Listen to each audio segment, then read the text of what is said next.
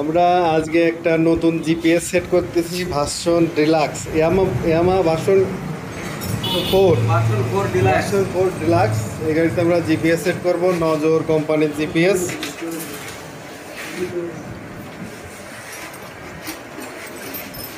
গাড়িটা নতুন কিনেছে,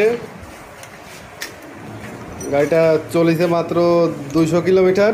এখন জিপিএস ট্র্যাকার সেট করে দিচ্ছি। ভাই আইছে জিপিএস ট্র্যাকার লাগাইতে।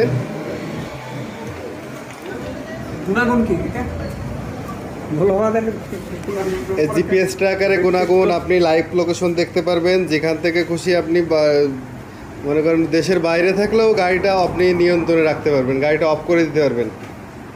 চাবি অন করলে ফোনে কল যাবে, চাবি অন করলেই ফোনে কল যাবে, 2 সেকেন্ড 5 সেকেন্ড পরেই কল ঢুকে যাবে। তখনই বোঝা যাবে যে গাড়িটা স্টার্ট দেওয়ার জন্য কেউ ট্রাই করতেছে। নতুন গাড়ি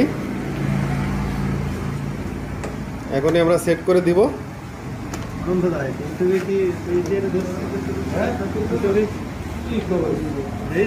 নজর জিপিএস ট্র্যাকার,